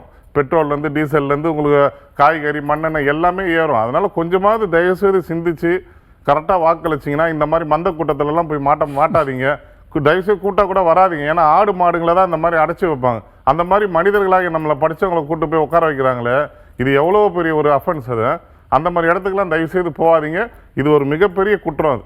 ஓகே சார், ரொம்பவே தெளிவாக சொன்னீங்க. கண்டிப்பாக இதை மக்கள் ஃபாலோ பண்ணுவாங்க நம்புறோம். நம்ம கூட ஒரு காலர் இருக்காங்க, அவங்க கிட்ட நம்ம பேசிடலாம். வணக்கம். வணக்கம், லைன்ல தான் இருக்கீங்க. ஹலோ, வணக்கம் சார், எங்கிருந்து பேசுறீங்க? உங்க பெயர்? Sir Ezhumalai madam. எங்கிருந்து பேசுறீங்க? காஞ்சிபுரம் மாவட்டம். ஓகே சார், உங்களுடைய சந்தேகத்தை நீங்க வழக்கு நீட்டு கேட்கலாம். சொல்லுங்க சார். ஏழுமலை சார் சொல்லுங்க. மேடம், இப்போ பையில காசு 50,000 எடுத்துட்டு வரலாம் அப்படின்னு பேசுறாங்க, சட்டம் ஒரு ஒழுங்குமுறைன்னு. சரி, அதை வச்சுதான் பேசுறேன். இப்ப நான் வந்து தின தொழிலாளி சார். நானு சரிங்க. நான் வந்து ஒரு நாளைக்கு வந்து எனக்கு வந்து 9,000 ரூபாய் கூலி. சரிங்க. அதுல வந்து நான் சேமிப்பா ஒரு 300 ரூபாய் டெய்லி வீட்டுல வந்து உண்டி ஒண்ணு வச்சுக்கிட்டு அதை போட்டுக்கிறேன். சரிங்க. அதுல இருந்து எடுத்துட்டு போனா ஒரு வருஷத்துல ஒரு குறைஞ்சபட்சம் ஒரு 90,000 சேர்ப்பேன். சரிங்க. அது எடுத்துக்கிட்டு இப்ப நான் எலெக்ஷன் டைம்ல எனக்கு ஒரு அர்ஜென்ட் நான் எடுத்துட்டு போயிட்டு ஒரு பர்ச்சேஸ் பண்ண எடுத்து வரணும்னு வச்சுக்கலாம். சரிங்க. என்ன புடிச்சிட்டா நான் என்ன எவிடன்ஸ் சார் காமிக்க முடியும்? நீங்க கரெக்டா சொன்னீங்க. அதாவது உண்மையிலே சேமிப்புன்றது வந்து கொஞ்சம் கொஞ்சமா சேமிச்சு உண்டியில் வைக்கிறேன். இப்போ நான் சொல்றேன் பாருங்க. நீங்க அதுக்கு உண்டான டாக்குமெண்ட்டு 2 விஷயம், கொஞ்சம் பொறுமையா இருங்க, நான் சொல்றேங்க. நீங்க கொண்டு போற அமௌண்ட்டுக்கு சட்டம் என்ன சொல்லுதுன்னா அதுக்கு உண்டான கரெக்டாக ப்ரூஃப் இருந்தால் இல்லை உண்டு, இல்லைன்னா சீஸ் பண்ணிடுவாங்க. நம்பர் 1. நீங்கள் சொல்கிறது உண்மையாகவே நீங்கள் சேமித்து வச்சுருந்தீங்க, அதுக்கு அப்படின்னாக்கா உங்களுக்கு ப்ரூஃப் இல்லை. அந்த மாதிரி சுச்சுவேஷனில் எமர்ஜென்சி கொண்டு போனாக்கா கண்டிப்பாக சீஸ் பண்ணுவாங்க. உங்களால் அந்த பணம் வாங்க முடியாது, பறிதான் போயிடும். இது வந்து நிதர்சனமான உண்மை, இதை மைண்டில் வச்சுங்க. 2வது, நீங்கள் உண்டியில் சேர்த்து வைக்கிறீங்க இல்லையா, இப்போ எல்லாத்துக்கும் வந்து பேங்க்கில் இருக்குது. பேங்க்கில் அந்த அமௌண்ட்டை போட்டு வச்சுருந்தீங்கன்னாக்கா நீங்கள் எது எப்போ வேணாலும் அவசரத்துக்கு எடுத்துகிட்டு போகலாம், ஆர்டிஜிஎஸ் பண்ணலாம், ஜிபே பண்ணலாம், எவ்வளோ பண்ணலாம். நீங்கள் உண்டியில் போட்டு இல்லை பேங்க்கில் போடுங்களேன். ஓகே சார், ரொம்பவே தெளிவாக சொன்னீங்க சார். அடுத்தபடியாக கொஷின் என்ன அப்படின்னா, தேர்தல் நேரத்தில், அதாவது தேர்தல் வரது மூலியமா மக்களுக்கு என்ன பயன் இருக்குது சார்? அதாவதுங்க, தேர்தல்னு எதுக்கு வைக்கிறாங்கன்னா, ஒருத்தரே ஆட்சியில் அமர்ந்து அவங்களே ஒரே ஆளே கண்டினியூவாக, அது வந்து ராஜாங்க காலத்தில் இருந்துச்சு. ஒரு அரசர் அமைஞ்சாருன்னா அவர் தான் கண்டினியூவாக அவங்க வாரிசு, அதுக்கப்புறம் அவங்க கொள்ளு வாரிசு அப்படின்ற லைனாக அந்த மாதிரி வந்துட்டு இருக்கும். ஸோ இந்த மாதிரி மாற்றங்கள் மக்களாட்சி, மக்களால் தேர்ந்தெடுக்கக்கூடிய ஆட்சி தான் அமையணும், மக்களுக்கு சேவை செய்யக்கூடிய ஆட்சி தான் அமையணுன்றதுக்காக தான் இந்த தேர்தல்ன்ற ஒரு இதுவே எடுத்துகிட்டு வந்தாங்க. ஸோ அப்போ இந்த தேர்தல் இருக்கிறதுனால மக்களுக்கு என்ன நன்மைனா, அரசியல் கட்சிகள் என்ன பண்ணணும்னா மக்களுக்கு என்னென்ன திட்டங்களாக நம்மளால் கொடுக்க முடியும், என்ன செய்ய முடியும்னு சொல்லிட்டு ஒரு தேர்தலையும் ஒருத்தர் சொல்லுவாங்க, நாங்கள் இதை பண்ணுறோம் அதை பண்ணுறோன்னு சொல்லிட்டு. அதில் யார் சிறந்த முறையில் பண்ணுறாங்களோ அவங்க தேர்ந்தெடுத்திங்கன்னா உண்மையாக நீங்கள் வந்து புத்திசாலி தான், அதில் ஒன்றும் மாற்று கருத்து இல்லை. பணத்துக்காகவும் காசுக்காக நம்ம போய் தேர்தல் நம்ம இது பண்ணோம்னா அது கண்டிப்பாக அந்த ராஜா காலத்து மாதிரி பரம்பரையாக வர அளவுக்கு தான் நம்ம ஏற்படுத்தக்கூடிய ஒரு சூழ்நிலை வந்துடும். அதனால் வந்து இந்த தேர்தல்ன்றதே வந்து உங்களுக்கு கொடுக்குற ஒரு முக்கியமான முக்கியத்துவம் உங்களுடைய உரிமை எதுக்கு கொடுத்துருங்க? ஒவ்வொரு இந்திய குடிமகனுக்கும் 18 வயசுக்கு மேலே எல்லாத்துக்கும் வாக்குரிமை எதுக்கு கொடுக்குறாங்க? நீங்கள் விரும்புகிற ஆளை தேர்ந்தெடுக்கணும் தான். அப்போ நீங்கள் விரும்பக்கூடிய ஆள் தகுதியான ஆளா, சரியான ஆளா, அவங்க நமக்கு வந்து சேவை செய்யக்கூடிய ஆளான்ற யோசிக்கக்கூடிய மனப்பக்குவம் உங்களுக்கு இருந்துச்சுன்னா கண்டிப்பாக உங்களை ஆள்றதுக்கு ஒரு திறமையான சரியான ஒரு ஆள் வந்து உட்காரத்துக்கு அமையும். இல்லை நாங்கள் சிந்திக்க மாட்டோம் அப்படின்னா என்றென்றும் நம்ம வந்து இந்த ராஜாங்க காலத்து மாதிரி, அரசர் காலத்து மாதிரி நம்ம அடிமையாக இருக்கக்கூடிய சூழ்நிலை தான் நமக்கு ஏற்படும். ஓகே சார், ரொம்பவே தெளிவாக சொன்னீங்க. நம்ம கூட ஒரு காலர் இணைஞ்சிருக்காங்க, அவங்க கிட்ட நம்ம பேசிடலாம். வணக்கம். வணக்கம் மேடம். வணக்கம்மா, எங்கிருந்து பேசுறீங்க? உங்க பெயர்? நாங்க சென்னையில இருந்து பேசுறோம் மேடம். என் பேர் சுமதி. ஓகேம்மா, உங்களுடைய சந்தேகத்தை நீங்க வழக்கறிஞர்கிட்ட கேட்கலாம். சொல்லுங்க. லவுட் ஸ்பீக்கர்ல போட்டு பேசுறீங்களா? என்னங்க மேடம்? லவுட் ஸ்பீக்கர்ல போட்டு பேசுறீங்களாமா? இல்ல மேடம், இல்ல. ஓகேம்மா, கொஞ்சம் சத்தமா பேசுங்கம்மா, அப்பதான் கிளியரா கேட்கும். மேடம், நாங்க சென்னையில இருந்து பேசுறோம். எங்கம்மா? சென்னையில இருந்தா? சென்னையில இருந்து. உங்க பேரு? சிம்மியா நகர்ல இருந்து பேசுறோம். என் பேர் சுமதி. சரிங்க. நாங்க சிலிண்டர் புக் பண்ணா 8 மணி நேரம் கழிச்சு பேசுங்க, 8 மணி நேரம் கழிச்சு பேசுங்கன்னு சொல்றாங்க. ஆனாங்க வீடு காலி பண்ணிட்டு அட்ரஸ் சேஞ்ச் பண்ண போனா எலெக்ஷன் முடிச்சு பண்ணிக்கோங்கன்னு சொல்றாங்க சார். நீங்க உங்களுடைய பேச்சு வந்து எக்கோவா விட்டு கேக்குது. பட் என்ன தெரியுமா, சொல்லுங்க சார், இப்ப கேக்குது சார். இது அதாவது 8 மணி நேரம் என்ன சொல்றாங்க? நீங்க சொல்றது சரியா புரியல. நாங்க கேஸ் புக் பண்ணோம் சார். ஓ, கேஸ் புக் பண்றது 8 மணி நேரம். சரி ஆன்லைன்ல 8 மணி நேரம் கழிச்சு பண்ணுங்கன்னு சொல்றாங்க சார். 8 மணி நேரம் கழிச்சு பண்ணுனா திருப்பி 8 மணி நேரம் கழிச்சு பண்ணுங்கன்னு சொல்றாங்க சார். அதாவது கரெக்ட், புரிஞ்சுக்கிட்டேன். இப்போ என்ன விஷயம்னா, ஆன்லைனில் தான் புக் பண்ணோன்னு வந்துடுச்சு கொடுத்துட்டாங்க. ஆனால் அன்றைக்கி புக் பண்ணும்போது 8 மணி நேரம் கழித்து சொல்கிறேன் அதை புக் பண்ணுங்கன்னு சொல்கிறதே பேசுங்கன்னு சொல்கிறதே தவறு. இது எங்கே ரெமெடினாக்கா நீங்கள் ஆன்லைனில் கம்ப்ளைண்ட் தான் பண்ணணும். இது ஒன்று. நீங்கள் இப்போ உங்களுக்கு உள்ள பிரச்சனை எல்லாருக்குமே இது பொதுவாக இந்த பிரச்சனை தான் இருக்குது. இதை மட்டும் கேஸ் புக்கிங் மட்டும் இல்லைம்மா. எப்படின்னா இப்போ ஒரு அர்ஜென்ட்டுக்குன்னு வச்சிங்களேன், ஒரு 100 போலீஸுக்கு கால் பண்ணிங்கன்னு வச்சிங்களேன், அதை சரியாக எடுக்க மாட்டேன்றாங்க. அப்படியே வந்தால் கூட கரெக்டாக வந்து அது ரிப்ளையும் வர்றதில்லை. இது ஒன்று. ரெண்டாவது வந்து கம்ப்ளைண்ட் போலீஸ் கொடுக்கலாம், ஆன்லைனில் வெப்சைட்டில் பண்ணலான்னாக்கா அந்த சர்வேர் சுற்றிக்கிட்டே இருக்குது. அதே மாதிரி இபியிலேயே நீ ஏதாவது ஒரு கம்ப்ளைண்ட்டு, ஏதாவது போஸ்ட் இருக்குது, ஏதாவது இடிஞ்சு விழுவ போது, ஒயர் கீழே விழுந்து கிடக்குன்னு சொல்லிட்டு ஆன்லைனில் கம்ப்ளைண்ட் பண்ணாலும் அந்த சர்வரும் சுற்றிட்டு தான் இருக்குது. ரிஜிஸ்ட்ரேஷன் ஆஃபீஸில் ரெஜிஸ்டர் பண்ணுறதுக்கு கூட்டினாக்கா அதை நீங்கள் பதிவு பண்ணுறது பண்ணாக்கா அதுவும் சுற்றிக்கிட்டே தான் இருக்குது. இந்த ஆன்லைனில் கவர்மெண்ட் இருக்குது 90% இந்த லட்சணத்தில் தான் இருக்குது. மக்கள் இதனால் ரொம்ப அவதிப்படுறாங்க. நீங்கள் மட்டும் இல்லை, நீங்கள் சரியான ஒரு பாயிண்ட் வச்சிங்க. இந்த பிரச்சனை பொதுமக்களை எல்லாத்துக்குமே இருக்குது. இது அரசாங்கம் ஒரு நிமிஷமா இது அரசாங்கம் உடனடியாக கவனித்து இந்த சர்வே சுத்தம் பண்ணி இந்த மாதிரி வந்து 8 மணி நேரம் பிறகு பேசு 8 மணி நேரம் பிறகு பேசுன்னு சொல்கிறத அது நடவடிக்கை இமீடியட்டாக எடுக்கணும்னு சொல்லிட்டு இந்த ஒரு நிகழ்ச்சி மூலயமா கவர்மெண்ட்டுக்கு ஒரு கோரிக்கையாகவே நாங்கள் வச்சுட்டோம். Okay sir. சார் நம்ம தொடர்ந்து பேசுறதுக்கு முன்னாடி ஒரு காலர் இருக்காங்க, அவங்க கிட்ட நம்ம பேசிடலாம். வணக்கம். வணக்கம். வணக்கம், லைன்ல தான் இருக்கீங்க. நீங்க டிவி வால்யூமை கம்மி பண்ணிட்டு இங்க பேசுங்க சார். சார் டிவி வால்யூமை கம்மி பண்ணிடுங்க சார். சொல்லுங்க சார், எங்க இருந்து பேசுறீங்க, உங்க பெயர்? சார் நீங்க டிவி பார்த்து பேசுனீங்கன்னா உங்க சந்தேகத்துக்கான பதில் கிடைக்காது. அதாவது ஒரு கட்சிக்காருக்கு பணம் கொடுக்குறாங்க. ஓகே. அது வந்து அரசாங்கத்துக்கு எப்படி தெரியுங்கிறது அரசாங்கமே அவங்களுக்கு.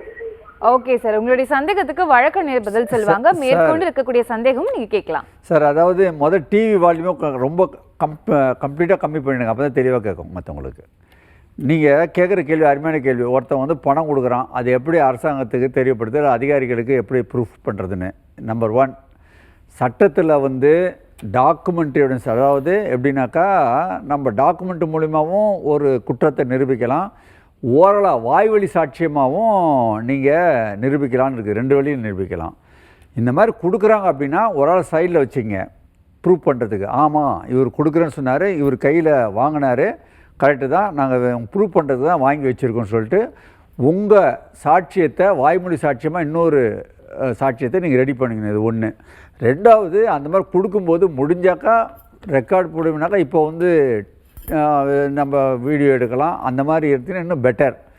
மூணாவது வந்து இந்த காசு இதுக்கு தான் கொடுக்குறோன்னு சொல்லிட்டு வாய்ஸ் ரெக்கார்டும் பண்ணுறாங்க. அதெல்லாம் ரொம்ப கஷ்டம். அதெல்லாம் பண்ணிட்டீங்கன்னா இன்னும் சூப்பர். ஸோ வாய்ஸ் ரெக்கார்ட் பண்ணலாம், வீடியோ எடுக்கலாம், எக்ஸ்ட்ரா ஒரு ப்ரூஃப்க்கு ஒரு ஆளை சேர்த்துக்கலாம். இதெல்லாம் வழிமுறைகள் சட்டத்தில் இது செல்லுபடியாகும். நீங்கள் கன்சர்ன் அதிகாரிக்கு அந்த தேர்தல் அதிகாரி சொன்னீங்கன்னாக்கா கண்டிப்பாக அவங்க மேலே பனிஷ்மெண்ட் கொடுப்பாங்க. அது மட்டும் இல்லை, அவங்க எலெக்ஷனில் வின் பண்ணாலும் அவங்க தோத்துட்டாங்க, அது எலெக்ஷன் வின் பண்ணது வந்து அது செல்லாது அப்படின்றது தீர்ப்பு கொடுக்கறதுக்கு வாய்ப்பு உண்டு. அது இல்லாமல் அவங்க மேலே கிரிமினல் ஆக்ஷன் எடுக்கிறதுக்கு வாய்ப்பு உண்டு. ஓகே சார், ரொம்பவே முக்கியமான விஷயத்தை வந்துட்டு மக்களுக்கு சொல்லியிருக்கீங்க, ரொம்பவே நன்றி சார். சார் அடுத்த கேள்வி என்ன அப்படின்னு பார்த்தீங்கன்னா, எலெக்ஷன் அப்போது வாக்காளர்கள் வந்துட்டு காமனாக ஃபேஸ் பண்ணக்கூடிய ப்ராப்ளம்ஸ் என்ன சார்? அதாவதுங்க, எலெக்ஷன் அப்போது முக்கியமாக வாக்காளர் காமனாக ஃபேஸ் பண்ணக்கூடிய ப்ராப்ளம் என்னென்னா, எல்லா கட்சிக்காரங்களும் வந்து ஒருத்தரை டார்கெட் பண்ணுவாங்க, எங்களுக்கு ஓட்டு போடுங்க அவங்களுக்கு ஓட்டு போடுங்கன்னு சொல்லிட்டு. சில டைமில் மிரட்டக்கூட செய்கிற சூழ்நிலை வருது. சிலர் வந்து பணத்தை கொடுத்து அவங்கள வந்து இது பண்ணுறதுக்காக பார்ப்பாங்க. சரி, யார் வந்தாலும் நீங்கள் வந்து உங்களுக்கு தான் போகிறோன்னு சொல்லிட்டு ஒரே வார்த்தையில் கம்முன்னு விட்டுருங்க. ஏன்னா அரசியல்வாதிகளை நீங்கள் எதிர்த்துட்டு எதுவும் பண்ண முடியாது. அவங்கள்ட்ட வந்துட்டு நீங்கள் சண்டை போடுறது இல்லை, அவங்கள போய் சொல்கிறதோ அதெல்லாம் எதுவும் பண்ண முடியாது. வராங்களா, கேட்டுட்டு சொல்கிறாங்களா, போடுறோன்னு சொல்லிவிட்டு உங்கள் மனசாட்சிக்கு எது தோணுதோ அங்கே போய் போடுங்க. அது ஃபஸ்ட்டு. இது ரெண்டாவது, உங்களோட இது இப்போ எஸ்ஐஆர்லாம் முடிஞ்சது, எல்லாருமே கரெக்டாக உங்களுடைய ஓட்டெல்லாம் உங்களோட லிஸ்ட்டில் வந்துருச்சான்னு நீங்கள் கண்டிப்பாக பார்த்துருப்பீங்க, உங்களுக்கு வந்திருக்கோன்னு நினைக்கிறோம். ஸோ அதனால் இனிமேல் வந்து இந்த கள்ள ஓட்டோட இதெல்லாம் மொத்தமாக எடுத்துட்டாங்க. கிட்டத்தட்ட 1 கோடி ஓட்டுக்கிட்ட எல்லாமே எடுத்தாச்சு. ஸோ எல்லாமே வந்து உங்களுக்கு யார் யார் தரமாக ஓட்டு அளிக்கக்கூடிய உரிமை இருக்குதோ அவங்களோட லிஸ்ட்டு தான் வந்துருக்குது. ஸோ அதனால் இந்த மாதிரி கள்ள ஓட்டு போட்டுருவாங்கன்ற அந்த பயமும் கொஞ்சம் போயிடுச்சு. அதே நேரத்தில் உங்களுடைய போகும்போது உங்களுக்கு வேலிடான ஐடி கார்டு எடுத்துகிட்டு போயிருங்க, ஓட்டர் ஐடி இதெல்லாம் எடுத்துகிட்டு போயிருங்க. யாரு கூடயும் கூட போகாதீங்க. மொபைல் வந்து எடுத்துகிட்டு போகிறதா இருந்தால் உள்ளே எடுத்துகிட்டு போக முடியாது, அதை ஸ்டோரில் அங்கே கொடுத்துட்டு தான் போகணும். ஸோ அதனால் நீங்கள் மொபைல் இல்லாமல் போகிறது நல்லது. போனீங்கன்னா இல்லை மொபைல் அங்கே ஹேண்ட் ஓவர் பண்ணிட்டு திரும்பி வாங்க வேண்டியது இருக்கும். அதே மாதிரி வெயில் டைமில் ரொம்ப வயசானவங்கலாம் வெயில் டைமில் போகக்கூடாது. அந்த டைமில் வந்து உங்களுக்கு சில மயக்கம் வரலாம், அதனால் இதாக இருக்கும். அந்த மாதிரி இதையும் நேரங்களையும் சரியாக பார்த்துட்டு போங்க. ஸோ இந்த மாதிரி சின்ன சின்ன ப்ராப்ளங்கள் தான் அவங்க ஃபேஸ் பண்ண வேண்டியது இருக்கும். மற்றபடி நீங்கள் நிம்மதியாக ஓட்டு அளிக்கக்கூடிய சகல வசதிகளையும் வந்துட்டு எலெக்ஷன் கமிஷன் உங்களுக்கு பண்ணி கொடுத்துருக்குது. அது இல்லாமல் கவலை இல்லாமல் 100% ஓட்டு வர மாதிரி நீங்கள் பண்ணிங்கன்னா கண்டிப்பாக நம்ம நினைக்கக்கூடிய ஒரு அரசாங்கம் அமையும். சிலர் செய்கிற தவறுனால ஓட்டு போகிறதுக்கு லீவை கொடுத்தா வீட்டில் உட்காந்து ஜாலியாக இருக்கிறாங்க. அந்த மாதிரி தயவுசெய்து இருக்காதீங்க. உங்களுடைய உரிமையை கொடுத்துருக்குறோம், அதை பயன்படுத்துங்க. அதை கூட பயன்படுத்த முடியலன்னா இந்தியனாக இருந்து என்ன பிரயோஜனம் இருக்குது சொல்லுங்கள். அதனால் தயவுசெய்து எல்லாருமே போய் ஓட்டு போடுங்க. இந்தியன் சொன்னால் மட்டும் போதாது. இந்திய அரசாங்கத்தை உருவாக்கக்கூடிய ஒருத்தரில் நீங்கள் இருக்கணும். அதை மனசில் வச்சிங்க. 100% ஓட்டு என்னைக்கு விழுவதோ அப்போ வந்து மற்ற பெரியோடைய பிரதிபலிப்பு அங்கே வந்துடும். இப்போ நம்ம ஓட்டு போகிறோம், காசு வாங்கிட்டு போடுவோம், அது வாங்கிட்டு போகிறோம். உண்மையாக நடுநிலையாக இருக்கிறவன் கண்டிப்பாக போய் ஓட்டு போட்டாங்கன்னா நல்ல ஒரு மாற்றம் வரும். அதனால் எல்லாருமே 100% ஓட்டு போடுங்க. தேர்தல் கமிஷன் பல ஆயிரம் கோடி செலவு பண்ணி இந்த எலெக்ஷன் வைக்கிறாங்க. ஸோ அதில் வந்து உங்களுடைய பார்ட்டிசிபேட் கண்டிப்பாக இருக்கணும். ஒரு மனசுலையும் தயவுசெய்து இதை இதாக எடுத்துக்கிட்டு அதுக்காக தான் கவர்மெண்ட்டே லீவ் விட்றாங்க. அதை பயன்படுத்துங்க. இதை வச்சுட்டு வெளியில் போகலாம், ஊர் சுற்றலான்னு சொல்லிட்டு யாரை நினச்சிட்டு இருக்காது. ஓகே சார், கண்டிப்பாக ஓட்டர்ஸ் எல்லாருமே 100% வாக்குறுதி வரும் அப்படின்னு நம்புறோம் சார். நம்ம கூட ஒரு காலர் இணைஞ்சிருக்காங்க, அவங்க கிட்ட நம்ம பேசிடலாம். வணக்கம். வணக்கம். வணக்கம். வணக்கம். எங்க இருந்து பேசுறீங்க? உங்க பெயர்? என் பேர் உதயகுமார், நம்ம அம்பத்தூர்ல இருந்து பேசுறேன். ஓகே உதயகுமார், உங்களுடைய சந்தேகத்தை நீங்க வழக்கறிஞர்கிட்ட கேட்கலாம். சொல்லுங்க சார். சார் வணக்கம் சார். வணக்கம் சொல்லுங்க சார். சார் எனக்கு என்ன டவுட்னா, இந்த இலவசங்களே இல்லாம தேர்தல் வாக்குறுதி அவங்க கொடுத்து டைரக்டா அவங்க செஞ்ச சாதனைகளை சொல்லி ஓட்டு கேட்கணும்னு சொல்லி போஸ்ட் டைரக்ஷன் கொடுக்குறாங்க சார். இலவசமே இல்லாம வாக்கு கேட்க முடியாதா? அதுக்கு டைரக்ஷன் போட்டு கொடுக்காதா? கொடுக்கறதுனால என்ன ஆகுதுன்னா, சில பேர் செய்யறாங்க, சில பேர் செய்யறேன்னு சொல்லிட்டு வராங்க, மறுபடியும் செய்ய மாட்டேங்கிறாங்க. அந்த இலவசங்களே வேண்டாம். அப்படி இலவசம் கொடுக்குற மாதிரி இருந்தா ஒரு உணவு, உடை, உடைகள் இந்த மாதிரி விஷயங்களுக்கு மட்டும் பண்ணணும். மற்ற டிவி, வாஷிங் மிஷின், ஃபேன் இதெல்லாம் எதுவுமே கொடுக்காம அதை டைரக்டா இலவசமே வேண்டாம், இலவசமே இல்லாம நீங்க வாக்கு சொல்லுங்க, நீங்க கோர்ட் டைரக்ஷன் கொடுக்க கூடாது அப்படின்றத என்னோட சொல்லி. நல்லா சொல்றேங்க. இப்ப உள்ள நம்ம சட்டத்தினுடைய இந்திய அரசு சட்டத்தினுடைய அடிப்படையில், அதாவது நம்ம லீகல் சிஸ்டத்தில் அந்த மாதிரி கோர்ட்டு டைரக்ட் பண்ணுறதுக்கு வாய்ப்பு இல்லை. இதுதான் உண்மை. ஆனால் எல்லாமே மாற்றத்துக்கு உட்பட்டது தான். மக்கள் நினச்சாக்கா எதுவும் நடக்கலாம் அப்படின்றது மாதிரி வி தி பீப்புள் ஆஃப் இந்தியான்னு தான் கான்ஸ்டியூஷனையே நம்ம நிரூபிச்சிருக்கோம். ஆனால் இன்னொன்று சொல்கிறேன் பாருங்கள், இதில் வாய்ப்புகள் இருக்குது. நீ சொல்கிறது மாதிரி தேர்தலில் இலவச வாக்குறுதிகள் கொடுக்கக்கூடாது, அந்த மாதிரி ஒரு சட்டத்தை போடணும். யார் போடணும்? அரசியல்வாதிங்க தான் போடணும். யார்? லெஜிஸ்லேச்சருக்கு தான் அந்த வேலை. ஆனால் அந்த அரசியல்வாதிங்க செய்வாங்களா? அங்கே போய் பார்லிமெண்ட்டில் உட்காந்துக்கிட்டு செய்ய மாட்டாங்க. என்னென்னா, நம்ம இந்திய அரசு சட்டத்தில் சட்டம் போடுற வேலை எல்லாம் வந்து லெஜிஸ்லேச்சருடைய வேலைன்னு சொல்லிட்டு இந்திய அரசு சட்டத்தில் சொல்லியிருக்குது. இந்த வேலையை லெஜிஸ்லேச்சருடைய வேலையில் நீதிமன்றம் தலையிட முடியாது சொல்லிட்டு ஒரு வரமுறையும் கொடுத்துருக்காங்க. அதனால் இப்போ உள்ள ப்ரெசன்ட் சிச்சுவேஷனில் அந்த மாதிரி நீதிமன்றம் கொடுக்கறதுக்கு வாய்ப்பு இல்லை, அவங்களுக்கு பவர் இல்லை. அதனால் சட்டங்கள் போடணும். யாருன்னா இந்த பொலிட்டிஷியன் போடுவாங்களா? சத்தியம் போட மாட்டாங்க. நீ சொல்கிறது வரணும். ஆனால் இப்போ உள்ள நிலவரத்தில் அது வாய்ப்பு இல்லை. வணக்கம். வணக்கம் மேடம், நாங்கள் திருநெல்வேலி மாவட்டத்திலிருந்து பேசுகிறோம் மேடம். ஹரிகரன். ஓகே சார், உங்களுடைய சந்தேகத்தை நீங்கள் வழக்கறிஞர்கிட்ட கேட்கலாம். சொல்லுங்க சார். ஹரிகரன் சொல்லுங்க. சொல்லுங்க சார், நான் திருநெல்வேலி மாவட்டத்திலிருந்து பேசுகிறேன் சார். சொல்லுங்க ஹரிகரன். சார், நிறைய வாக்குறுதிகள் கொடுக்காங்களா சார்? அவங்க அப்படி காமனா அந்த செய்யாதவங்க கட்சிக்காரங்க மேலே கேஸ் போடலாமா சார்? கரெக்டான கேள்வி. இது வந்து கண்டிப்பாக போடலாம். கட்சிக்காரங்க மேலே யார் வாக்கு கொடுத்தாங்களோ அவங்க பவருக்கு வந்துட்டாங்கன்னா அது செய்யலை அப்படின்னாக்கா கண்டிப்பாக அவங்க மேலே நீங்கள் கம்ப்ளைண்ட் கொடுங்க, சீட்டிங் கேஸ் கொடுங்க. இது வரைக்கும் யாருமே கொடுத்ததில்ல. கொடுங்க, நீதிமன்றம் என்ன சொல்லுதுன்னு பார்ப்போம். என்னுடைய ஒப்பீனியனில் கண்டிப்பாக அது சீட்டிங் கேஸில் வரும். அவங்களுக்கு ஜெயில் தண்டனை கொடுக்கப்பட வேண்டும். அப்போ தான் அவங்க பயப்படுவாங்க. எது முடியும் அதை மட்டும் சொல்லுவாங்க. முடியாதெல்லாம் சொல்லி மக்களை ஏமாத்துறதுக்கு வாய்ப்பே கிடையாது. இது ஒன்று. ரெண்டாவது இன்னொரு விஷயம் நல்லா சொல்கிறேன் பாருங்களேன். ஒருத்தர் எம்எல்ஏ செலக்ட் ஆகிட்டோன்னு வச்சுங்களேன், அந்த ஏரியாவில் உள்ள எவ்வளோ பிரச்சனை இருக்குது, அவருடைய அந்த 5 வருஷத்தில் எத்தனை பிரச்சனையை சால்வ் பண்ணியிருக்கார் திறமையாக அப்படின்ற இதுக்கு அவங்களுக்குன்னு தனியாக ஒரு அசஸ்மெண்ட் பண்ணணும் கவர்மெண்ட்டு. அது சட்டமாகவே கொண்டு வரணும். கிட்டத்தட்ட அவங்களுக்குள்ள இப்போ 10 பிரச்சனை இருக்குனாக்கா அதில் ஒரு 80% முடித்தாதான் அடுத்த எலெக்ஷனில் அவங்க நிற்கிறதுக்கு தகுதி இருக்கணும். அப்படின்றது மாதிரி சட்டத்தை கொண்டு வந்தால் தான் இந்த நிலைமையெல்லாம் மாறுங்க. இல்லாட்டினா தேவையில்லாத வாக்குறுதியை கொடுத்து நம்மளை ஏமாற்றுவாங்க. ஓகே சார், ரொம்பவே தெளிவாக சொன்னீங்க சார். என்னுடைய அடுத்த கேள்வி என்ன அப்படின்னு பார்த்தீங்கன்னா, இப்போ ப்ரெசென்ட்டில் இருக்க சிஸ்டம் எதுவுமே சரியில்லை அப்படின்னு சொல்லிட்டு இருந்தீங்களா சார்? ஸோ அப்போது எந்த மாதிரி மாற்றி வச்சா அது சரியாக இருக்கும் அப்படின்னு நீங்கள் நினைக்கிறீங்க? அதாவதுங்க, அதான் இப்போ கொஞ்ச நேரத்துக்கு முன்னாடி சொன்னது மாதிரி, யார் யாராம் எம்எல்ஏவாக இருந்து அது ஆளுங்கட்சி எம்எல்ஏவாக சொல்ல எதிர்கட்சி எம்எல்ஏவாகட்டும் அதை பற்றி இல்லை.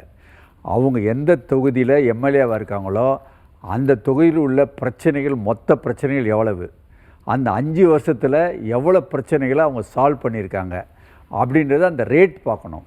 அந்த ரேட்டில் மினிமம் எலிஜிபிலிட்டினாக்கா ஒரு 80% அவங்க சால்வ் பண்ணியிருக்காங்க அப்படின்னா அவங்க திறமைசாலி. அடுத்த முறை அவங்க எலெக்ஷன் நிற்கிறதுக்கு வாய்ப்பு கொடுக்கணும். இல்லைன்னா வாய்ப்பு இல்லைன்றத நம்ம பிரதிநிதித்துவ சட்டத்தில், மக்கள் பிரதிநிதித்துவ சட்டத்திலே அதை கொண்டு வந்துடணும். செஞ்சு பாருங்கள், சூப்பராக இருக்கும்.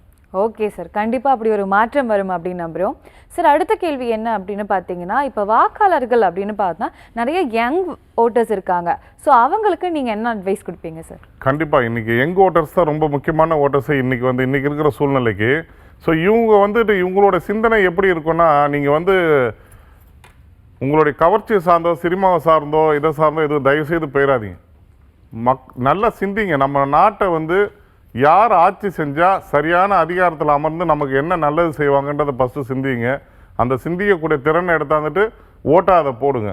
நீங்கள் தயவுசெய்து யாராவது எந்த கட்சியாக இருந்தாலும் சரி, அவங்களுக்கும் இவங்களுக்குலாம் சாதகமாக நீங்கள் போகாதீங்க. யார் நல்லது செய்வான்னு உங்கள் மனசில் தோணுதோ அதுக்கு நீங்கள் ஓட்டு போடுங்க. எதுக்குமே நம்ம ஒரு அடிக்டாக இருக்கக்கூடாது. யாருக்குமே அடிக்டாக இருக்கிற பழக்கத்தை ஃபஸ்ட்டு நிறுத்திடணும். நமக்கு சுய கட்டுப்பாடு, நமக்குன்னு சுய உரிமை, நமக்கு சுயமாக சிந்திக்கக்கூடிய உரிமையெல்லாம் இருக்குது. அதை நீங்கள் சுயமாக சிந்தித்து கரெக்டாக நீங்கள் போட்டிங்கன்னா நீங்களாவது இந்த நாட்டை முன்னேறத்துக்கு வழி கொடுத்தீங்கன்னு சொல்லிட்டு உங்களுக்கு ஒரு பேர் வரும். அதனால் நல்லவங்களை தேர்ந்தெடுத்து நல்லபடியாக நீங்கள் ஓட்டு போட்டிங்கன்னா இந்த நாடு நல்ல முறையில் வளர்த்துக்கு நீங்கள் ஒரு வழிகாட்டியாக இருப்பீங்க. அதனால் சிந்தித்து செயல்பட்டு வாக்குறுதி கொடுங்க, வாக்க போடுங்க. ஓகே சார், ரொம்பவே தெளிவாக சொன்னீங்க சார். அடுத்த கேள்வி என்ன அப்படின்னு பார்த்தீங்கன்னா, இப்போ சென்னையில் அதிகமான பொல்யூஷன் ஏற்படுத்துது. சென்னை மாநகராட்சியில் இருக்கவங்களும் அதில் சரி செய்யறதுக்காக நிறைய வழிமுறைகள் பண்ணுறதா சொல்கிறாங்க. ஆனாலும் எந்த ஒரு சொல்யூஷனுமே நம்மளுக்கு கிடைக்கல. இதை பற்றி நீங்கள் என்ன சார் நினைக்கிறீங்க? சட்டங்கள் கடுமையாக இருக்குது. பொல்யூஷன் பண்ணோட ஏர் பொல்யூஷன் பண்ணக்கூடாது, வாட்டர் பொல்யூஷன் பண்ணக்கூடாதுன்னு சொல்லிட்டு. ஆனால் என்னுடைய பர்சனல் ஒப்பீனியன் சொல்கிறேன் பாருங்கள், அதை செயல்படுத்தக்கூடிய அதிகாரிகள் 80% சரியில்லை. கையூட்டு பெற்றுக்கொண்டு அவங்க எது வேணாலும் நாடு தானே கெட்டு போகுது, நம்மளுக்கு பணம் வருது அப்படின்ற அளவுக்கு இந்த பொல்யூஷன் கண்ட்ரோல் போர்டு உள்ள அதிகாரிகள் 80% மெத்தனை போக்கும். அவங்களுடைய கரப்ஷன் தான் அது மெயின். இது இம்மீடியட்டாக அரசாங்கம் கவனித்து அதுதான் இது கரெக்டாகும். என்னன்னாக்கா அந்த டிபார்ட்மெண்ட் எதுக்கு பொல்யூஷன் கண்ட்ரோல் பண்ணணும் தான். ஆனால் நாளுக்கு நாள் அதிகாரம் அதிகரிச்சுட்டே போகுதுன்னா அவங்க என்ன தான் செய்கிறாங்க? அது வெட்ட வெளிச்சம் சரியில்லைன்னு தான் அர்த்தம். அந்த மாதிரி நடவடிக்கை, அந்த மாதிரி சம்மந்தப்பட்ட அதிகாரிகள் மேலே கிரிமினல் நடவடிக்கை எடுத்தால் தான் இது உருப்பட இல்லைன்னா கஷ்டம். Okay sir. சார் தொடர்ந்து ஒரு வாட்ஸ்அப் கேள்வியும் இருக்குது. இவங்க என்ன கேட்டிருக்காங்க அப்படின்னா, இப்போ மெட்ரோ வாட்டர் ஃபெசிலிட்டிஸ்லாம் அதிகமாக இருக்குது, மக்களும் அதை பயன்படுத்துகிறாங்க. ஆனாலும் எல்லாருமே வாட்டர் பாட்டிலுக்கோ இல்லை கேனுக்கோ தான் குடிக்க போகிறாங்க, ஏன் இந்த தண்ணியை குடிக்கிறது இல்லை அப்படின்னு கேட்குறாங்க. இதை நீங்கள் எப்படி சார் பார்க்குறீங்க? உண்மையிலேயே ஏன் மக்கள் அது மாதிரி போகிறாங்கன்னா, ஒரு தரமான குடிநீர் நம்ம தமிழக அரசால் வழங்க இயலவில்லைன்றது தான் இதுலேருந்து தெரியுது. அவங்க தரமான குடிநீர் வழங்கணும். மக்கள் கேன் வாட்டரை விட இந்த கவர்மெண்ட் வாட்டரே, தமிழக அரசு கொடுக்குற வாட்டரே பெட்டராக இருக்குது, அது வேணாம்னு சொல்லிட்டு ஒதுக்குற அளவுக்கு இவங்க இம்ப்ரூவ் பண்ணணும். அது கண்டிப்பாக செய்யணும். அது வாழ்வாதார பிரச்சனை, தமிழக அரசு கவனிக்கணும்னு சொல்லிட்டு இது மூலமாக சொல்கிறேன். Okay sir. தொடர்ந்து இன்னொரு வாட்ஸ்அப் கேள்வியும் இருக்குது சார். ஸோ கவர்மெண்ட்டில் இருக்கக்கூடிய விஷயங்கள் எல்லாமே ப்ரைவேட்டைசேஷன் ஆகிடுச்சு அப்படின்னா அப்போ ரிசர்வேஷன் அப்படியே மாறிடுமா அப்படின்னு கேட்குறாங்க. அதாவது ப்ரைவேட்டைசேஷன் ஆனக்கூடிய ஒரு கம்பெனி அந்த ரிசர்வேஷன் கொடுக்குமா அப்படின்னு கேட்குறாங்க சார். அதாவது சட்டமாக்கப்பட்டது கவர்மெண்ட்டோடைய இதில் தான் இது பண்ணியிருக்கிறோம். ப்ரைவேட் கம்பெனிஸுக்கு அது தனி ரூல், தனி இது. அதில் நம்ம இதை எடுத்துகிட்டு போக முடியாது. உங்களுக்கு கவர்மெண்ட் சைடு தான் இந்த ரிசர்வேஷன்லாம் நம்ம இது பண்ணி பயன்படுத்துவோம். அதனால் மோஸ்ட்லி இதை ப்ரைவேட்டைசேஷன் ஆக்குறதுன்றது கவர்மெண்ட் சம்மந்தப்பட்டதை கண்டிப்பாக ப்ரைவேட்டைசேஷன் பண்ணக்கூடாது. கவர்மெண்ட்டில் இருந்தால் தான் அது சரியான முறையில் நடக்கும். ஆனால் அதில் இருக்க அதிகாரிகள் சரியான முறையில் செயல்பட்டால் இது சாத்தியப்படும். ஓகே சார், ரொம்பவே தெளிவாக சொன்னீங்க சார். இப்போ அரசியலில் இருக்கக்கூடிய ஒரு தலைவர் 2 இடங்கள்ல நிற்கிறாங்க. அதாவது தலைவர் மட்டும்தான் இந்த மாதிரி 2 இடங்கள்ல நிற்க முடியுமா, இல்லை அவங்களுக்கு கீழே இருக்கக்கூடிய நபர்களும் நிற்கலாமா? இல்லை, சட்டப்படி இது தலைவர்கள் மட்டும் இல்லை, எல்லாருக்குமே பொருந்தும். யார் வேணாலும் 2 இடத்துல தாராளமாக நிற்கலாம், சட்டம் தடுக்கலை. Okay sir. சார் அடுத்தபடியாக இன்னொரு கேள்வியும் இருக்குது. இது என்ன அப்படின்னா, கிரவுண்ட் வாட்டர் பொல்யூட் ஆகிட்டே இருக்குது. அதாவது கவர்மெண்ட் ஸ்டெப்ஸ் எடுக்கிறாங்க, ஆனாலும் ரெடியூஸ் ஆகிட்டே இருக்குது கிரவுண்ட் வாட்டர் அப்படின்னு சொல்கிறாங்க. இதை பற்றி நான் கருத்து சார். கிரவுண்ட் வாட்டர் கண்டிப்பாக நாளுக்கு நாள் சென்னையில் கம்மியாக தான் ஆகிட்டு இருக்குது. ஆனால் கம்மியாகிறதுனால என்ன ஆகும்னாக்கா, அந்த லெவல் கம்மியாகும் போது நம்ம சீ வாட்டர் உள்ளுக்கு வந்துடும். உள்ளுக்கு வச்சுன்னா எல்லாமே உப்பு தண்ணி ஆச்சுனாக்கா செடிகள்லாம் செத்துரும். நம்ம சென்னை மாநகரமே சுடுகாடாக ஆகிறதுக்கு உண்டான வாய்ப்புகள் இருக்குது. ஆனால் நாளுக்கு நாள் கம்மியாக தான் இருக்குது. இதுக்கு இதை வந்து இம்ப்ரூவ் பண்ணுறதுக்காக கொசஸ்தலை ஆறையும் ஆறுலையும் வந்து செக் டேம் கட்டணும், அதனால் இன்க்ரீஸ் ஆகும் அப்படின்னு நம்ம சொல்கிறாங்க. ஆனால் அரசாங்கம் அதில் மெத்தனை போக்கு தான் கடைப்பிடிக்குது. நாங்களும் பில்லு போட்டிருக்கோம், பப்ளிக் இன்ட்ரெஸ்ட் லிட்டிகேஷன் போட்டிருக்கோம், டிவிஷன் பெஞ்ச் ஆஃப் ஹைகோர்ட்டும் ஆர்டர் பண்ணியிருக்காங்க. ஆனால் அதனால் வந்து அதிகாரிகள் அதை செயல்படுத்துகிறாங்கன்னா சரியாக செயல்படுத்தவில்லைன்றது தான் உண்மை. ஓகே சார், ரொம்பவே தெளிவாக சொன்னீங்க சார். அடுத்தபடியாக வாக்காளர்களுக்கு ஏற்படக்கூடிய மிரட்டலை வந்துட்டு எப்படி கம்ப்ளைண்ட் பண்ணணும் அப்படின்றத சொல்லுங்கள் சார். அதாவதுங்க, ஒரு தொகுதிக்கும் வந்துட்டு ஒரு அதிகாரியை நியமிச்சிருக்கிறாங்க. அவங்க நம்பரும் உங்களுக்கு எல்லாருக்குமே கொடுத்துருக்குறாங்க. அந்த நம்பருக்கு பண்ணலாம். ஒருவேளை உங்களுக்கு அந்த நம்பர் தெரியலன்னா போலீஸ்க்கு 100க்கே ஃபோன் பண்ணுங்கள், இந்த மாதிரி எங்களுக்கு மிரட்டல் வருதுன்னு சொல்லிட்டு கண்டிப்பாக வந்து ஸ்டெப் எடுப்பாங்க. Okay sir. சார் அடுத்தபடியாக என்ன கேள்வி அப்படின்னு பார்த்தீங்கன்னா, இப்போ கார்பேஜ் எடுத்துகிட்டு போகிறாங்களே சார், அதாவது குப்பை வண்டி வந்துட்டு குப்பை எடுத்துகிட்டு போகிறாங்க, ஒரு ஹைவேஸில் எடுத்துகிட்டு போகிறாங்க சார்.